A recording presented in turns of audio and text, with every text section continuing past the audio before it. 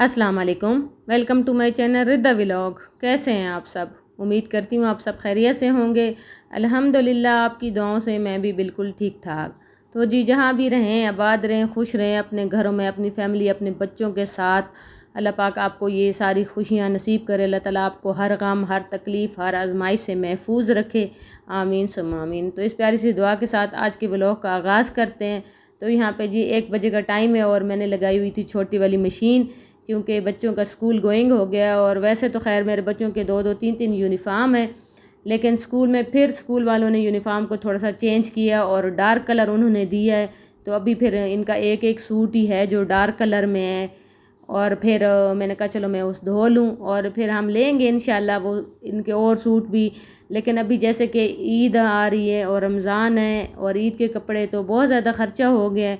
तो मैंने कहा चलो खैर अभी ये महीना ना थोड़ा गुजारा कर लेते हैं। वैसे भी मेरे पास ये छोटी मशीन है तो इसमें कोई मुश्किल नहीं होती, जब भी चाहे जैसे भी चाहो धो लो, जब इसको खड़ा कर दो या इतनी मुश्किल नहीं होती। तो मैंने कहा चलो गुजारा मैं कर लेती हूँ, फिर ईद के बाद इंशाल्लाह फिर हम इनका एक एक सूट और ले लेंगे। तो ये मैंने छोटी लगाई हुई थी और थोड़े से ही मैंने कपड़े धोए थे और आज मैंने इनको खुश्क नहीं किया था, क्योंकि अब तो गर्मियाँ इतनी ज़्यादा हो गई हैं और दोपहर का टाइम था, इतनी सख्त धूप थी।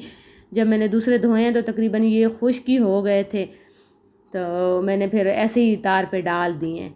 तो ये रिदा जी हमारे साथ वालों के इसने थोड़े से लौकाट तोड़े हैं आंटी के, तो बहुत मोटे मोटे थे, इतने मज़े के थे और खा रही थी। तो मैंने कहा चले मैं आपको अपने भी दिखा दूँ। तो हमारे तो पता नहीं क्या है इस पौधे को, इतने छोटे छोटे हैं, बहुत चुन्ने चुन्ने से हैं, बाकी तो सबके माशाल्लाह बहुत बड़े बड़े हैं। तो पुदीना भी मेरा माशाल्लाह हरा भरा हो गया है। और ये हमारा एक दूसरा पौधा है, इस पे थोड़े से बड़े हैं, थोड़े थोड़े से ऐसे जैसे कि ना बड़े बड़े लगे हुए हैं। तो आज मैं आपके साथ शेयर करूँगी अपनी दूसरी शर्ट, दूसरा सूट और उसकी डिज़ाइनिंग।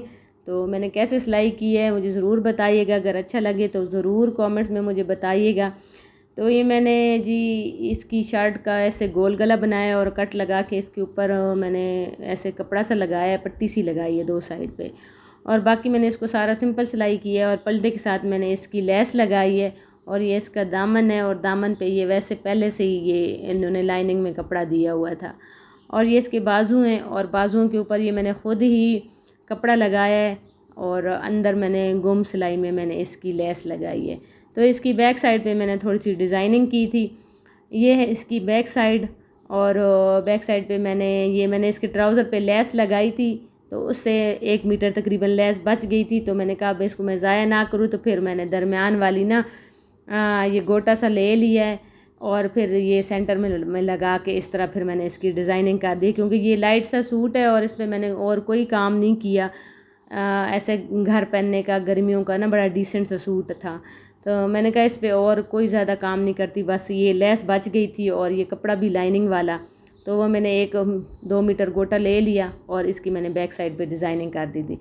और ये इसका ट्राउज़र है और ये वाली लेस की मैं बात कर रही हूँ, ये जो मैंने इसके ऊपर समोसा लेस लगाई हुई है, ये वाली बची थी। और ये मैं ख़ुद ही स्टिच करती हूँ। यकीन मानिए अगर आप किसी से करवाएं तो इतनी ज़्यादा सिलाई हो जाती है, इतनी ज़्यादा, इस दफ़ा तो आग ही लगी हुई है, महंगाई जो इतनी ज़्यादा आ गई है। तो मैंने कहा मैंने कोशिश की है कि मैं ख़ुद ही कर लूँ। एक ही सूट मैंने दिया हुआ है, बाकी 2 सूट ये मैंने ख़ुद ही किए हैं। तो ये इसके साथ का दुपट्टा है और इस पर मैंने ये ज़िगज़ैग वाली पीको करवाई हुई है। और ये मैंने जे डॉट से लिया था, 2 पीस मैंने लिया था, मुझे बहुत अच्छा मिला था। और ये लॉन में है और शर्ट भी इसकी लॉन की है और दुपट्टा भी इसके लॉन का है। और इसके साथ ट्राउज़र जो है वो मैंने फिर ख़ुद से मैच किया। उन्होंने तो लाइट ट्राउज़र दिया हुआ था, स्किन ऑफ वाइट टाइप। तो मैंने कहा बच्चों वाले हम हैं और हर टाइम हम लोग घुसे होते हैं यानी काम में, किचन में, तो फिर वो बहुत जल्दी मैला हो जाता है। तो फिर मैंने कहा इसके साथ मैं साथ में डार्क बना लेती हूँ। तो खैर ये भी बहुत अच्छा लगा था और बहुत प्यारा स्टिच हुआ है। तो आज हम जी बना रहे थे फिर मक्खन से घी सॉरी, क्योंकि हमारा घी ख़त्म हो गया था और मेरे हस्बैंड तो इतनी उनको मुश्किल हो रही थी जब वो सालन और अंडे के साथ सैरी कर रहे थे। तो जैसे ही हमारा थोड़ा सी मलाई जमा हुई है तो हमने फिर से घी बना दिया। और यकीन माने हमारी जब दूध आता है उस टाइम गैस नहीं होती, लेकिन हमने जो गैस भरवाई हुई है बिल्कुल मेरा दिल नहीं करता कि मैं उस पर दूध गर्म करूं, बॉयल करूं, क्योंकि इतनी महंगी है गैस। लेकिन इसी मलाई की वजह से ना मैं फिर उस पर ना दूध गर्म कर देती हूँ। फिर वो दूध जितनी देर पड़ा रहता है फिर उस पर मलाई अच्छी सी जम जाती है, तो इसलिए ये जमा हो गई। और फिर हमने ना इससे थोड़ा सा घी बना लिया और अब तकरीबन ये हमारा 3-4 दिन चल जाएगा और इंशाल्लाह फिर जमा हो जाएगी तो फिर हम बना लेंगे। तो आज हम बना रहे थे फिर पकोड़े और चावल और चाट। तो यहाँ पे मैंने दही फुल्कियाँ भिगो दी हैं और चाट चावल जो हम बना रहे थे वो हम बना रहे थे चनों वाले, और उसमें हमने क्यूब्स डाला है क्योंकि फिर उससे उसका टेस्ट बहुत मज़े का हो जाता है। तो यहाँ पे फिर मैं चाट बना रही थी और मैं आपको दिखा रही थी बेसन वाला वो जो मेरा बॉक्स पड़ा हुआ था डब्बा सा। मैंने कहा कि मैं दही भल्ले भी बनाऊँगी तो वो भी इसके अंदर ऐड कर दूँगी, लेकिन चाट ही इतना ज़्यादा बन गया था तो फिर मैंने कहा इसमें इतनी चीज़ें पहले से ही ऐड हो गई हैं, मैं इसमें और नहीं डालती, इंशाल्लाह दही भल्ले फिर मैंने कहा बना दूँगी। तो यहाँ पे मैंने इसके अंदर सारी चीज़ें मिक्स कर दी थी, प्याज, टमाटर, सब्ज़ मिर्च, आज मुझे धनिया भूल गई थी, और आलू। तो फिर सॉरी रमज़ान के साथ ना गला भी इतना ख़राब हुआ है।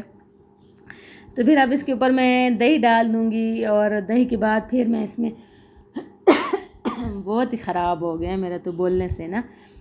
फिर इसके ऊपर मैं इमली डाल दूँगी और फिर ऊपर चाट मसाला, तो ये मेरा चाट रेडी हो जाएगा। और आज मैंने कहा चलो जैसे बन ही गया था, तो मेरे साथ नेबर वाले थे तो उनके घर मैंने नहीं भेजी थी, कुछ भी नहीं भेजा था, तो मैंने कहा चलो आज लगे हाथों में उनके लिए ना। यहाँ पे मैंने मिर्च वाले पकोड़े भी बनाए थे, समोसे भी थे, दूसरे पकोड़े भी थे और राइस भी थे और साथ में चाट भी था। तो मैंने कहा चले मैं उनको भेज देती हूँ, यानी उनके लिए मैंने भेज दिया था। और ये हमारा अपना था, थोड़े से पकोड़े थे और साथ में चाट था और राइस भी माशाल्लाह बन गए थे और इतने मज़े के बने हुए थे, और साथ में हमने चाय भी रखी हुई थी। तो ये जी हमारे साथ वालों ने फिर हमें भेजा फ़लूदा, तो जज़ाकल्ला जी, बहुत मज़े का बना हुआ था, बहुत यानी ठंडा ठंडा इतना मज़ा कर रहा था ना। ऊपर से रमज़ान अब माशाल्लाह जाने ही वाला है, आज 22वां रोज़ा है और तकरीबन 8 ही अब रह गए हैं रोज़े। तो खैर से अल्लाह पाक हमें इसकी रहमतें, बरकतें और फ़ज़ीलतें अल्लाह पाक हमें नसीब करे। और ये मेहमान हमारे हाथों से जा रहा है तो इसको हम अच्छे से रुख़सत करें, बहुत अच्छी अच्छी आप अफ्तारियाँ बनाएं और साथ में बहुत अच्छी इबादतें करें जितनी आपकी हिम्मत और गुंजाइश है। तो ये उस वक्त की मम्मा ने भी हमें राइस, पकोड़े और सवैयाँ भेज दी थी। तो माशाल्लाह हमारी तो कोई अफ्तारी ऐसी नहीं गुजरी कि जिस दिन हमारे घर कोई अफ्तारी ना आई हो, अल्लाह का बड़ा करम है। तो ये फिर मैंने कहा चलो जी मैं रिदा की अलमारी ऑर्गेनाइज़ कर दूँ। यकीन माने इतनी उसने मैस की होती है कपड़े, एक सूट दिन में वो 10 सूट चेंज करती है, मुझे पता भी नहीं होता, और वो निकाल निकाल के पहनती है। तो यहाँ पे मैंने बास्केट ले ली और मैंने सारे कपड़ों को फ़ोल्ड कर दिया था और इसके अंदर ना मैंने आप समेट के इसके रख दिए हैं। बाकी वैसे मैंने मशीन लगानी थी, काफ़ी सारे इसके उधर पड़े हुए थे, मैले भी पड़े हुए थे, कुछ मैंने कल धोए हैं वो भी पड़े हैं, अभी मैंने उनको नहीं रखा।